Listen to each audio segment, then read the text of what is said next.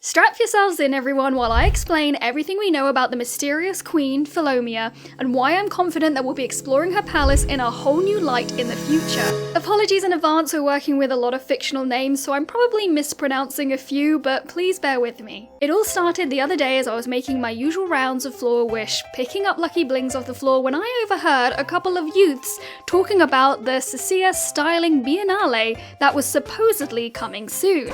Was this a hint towards the next big event, and what even is a biennale? Well, in the real world, they're large-scale art exhibitions or festivals that typically take place every 2 years, which you might have guessed, as biennale is indeed derived from the Italian for biennial, meaning every other year.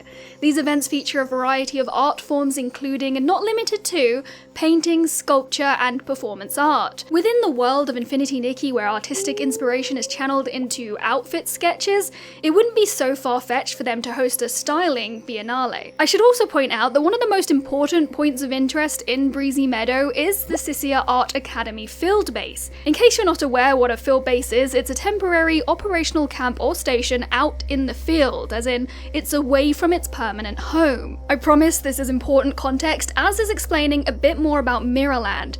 As we know now, Miraland, or at least Miraland as we know it in Infinity Nikki, is made up of 7 great nations: the Heartcraft Kingdom, Empire of Light, Terror Alliance, Star Hail Federation, the Ling Lung Empire, Twin Moon Kingdom, and the Whale Port. Wishfield is the region we've been exploring so far in the game, and that exists within the Heartcraft Kingdom, along with 2 other regions that we're yet to learn about. And I specifically said Miraland as we know it in Infinity Nikki because this is not the only Nikki game to take place here. And that's not all. A version of Cadaea exists in Shining Nikki, and it's home to the Cadaea School of Design, which is the oldest art academy in Miraland. And the city hosts the Cadaea Idol contest.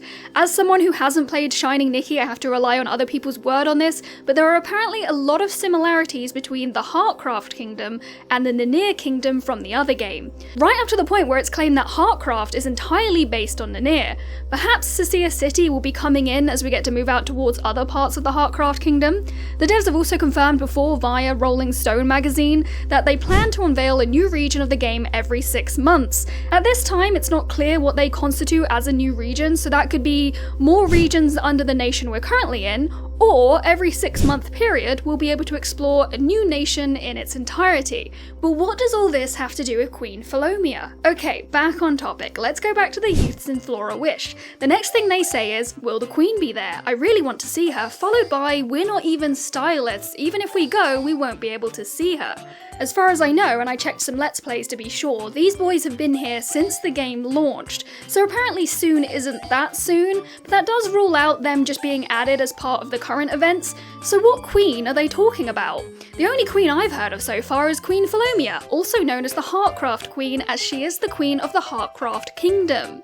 Now here's where I wish we had more information about when exactly in the timeline we exist and when everything else has happened. The Heartcraft Kingdom came into existence after the War of the Heavens, so at least there's a constant we can work from. Back to Philomia, we know she was exiled to the Queen's Palace, which are now the Queen's Palace ruins, in Breezy Meadow, but we don't know when and we don't know why. Now, logic would imply that given the state of the palace and the lack of any queen living there, that this all took place way in the past before something big happened to make it look as it does. And honestly, before listening to the youths in Flora Wish, I was actually under the impression that Queen Philomia was dead and gone, but now I understand that it's not confirmed either way. Given the youth's choice of wording, clearly there is a queen that exists in at least Flora Wish. So let's move this discussion to the palace ruins. There are 3 books that you can read in the area that shed a little bit more light on the topic. The first 2 are written by an exploration squad who have confirmed that the castle did belong to Philomia. Here's where it gets interesting. The exploration team claim that the palace wasn't built that long ago, yet it somehow fell into ruin very quickly. Like, unusually quickly. The 3rd book is actually an undelivered letter written by Philomia herself, with parts that are unreadable due to wear and tear. During her exile and isolation, she admits to experiencing illusions of the past, and that her memory is deteriorating. She also mentions being unable to compose any music, which must have been quite difficult for her given we are led to believe that she was a talented violinist. Who was she intending to deliver this to? Well, we have no idea. Something else you might have noticed wandering the ruins are these teddy bears in glass cases. We'll ignore the cases for a moment, but what do these bears remind you of? The crisscross pattern, the bows, the golden red colour scheme? Do you remember the very first PC that you met in this game? It was none other than Fluffy Walt's Dodo Bear, and it's already been theorized by many stylists that Miss Dodo Bear, being a PC, was created from Queen Philomia's strong wishes and one of her teddy bears.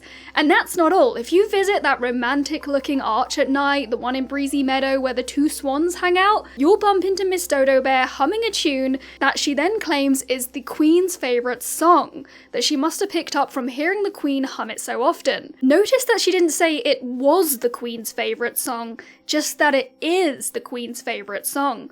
Just like the use before, we've got another mention of a queen that currently exists, but this time we have a connection to Philomia. I've also tried playing the tune on violin within the ruins, but no luck with any Easter eggs so far. And we're not stopping here, let's move over to the Sanctum of the Observant, which, if you haven't been there yet, it's a church for the Society of Observers. Along the walls inside, you'll find a number of paintings or impressions depicting important scenes, including the Wishing One, the First Floral Wish Mayor Lilina, the 8, and most relevant to this video, there's 2 of Philomia. Let's take a look at the first, titled The Fool and the Hemline. Notice immediately the teddy bear in the corner. Obviously we can't tell much from this one alone, but I will point out that it does look like something crashed through the palace at the top here, so maybe that's what the Fool is. The second painting is titled The Lonely Gaze, Philomia seen again accompanied by a teddy bear, who both appear to be upside down looking upon the palace. So remember when I went off on that tangent to give you the context about how people think the Heartcraft kingdom was inspired by the Nania kingdom in Shining Nikki?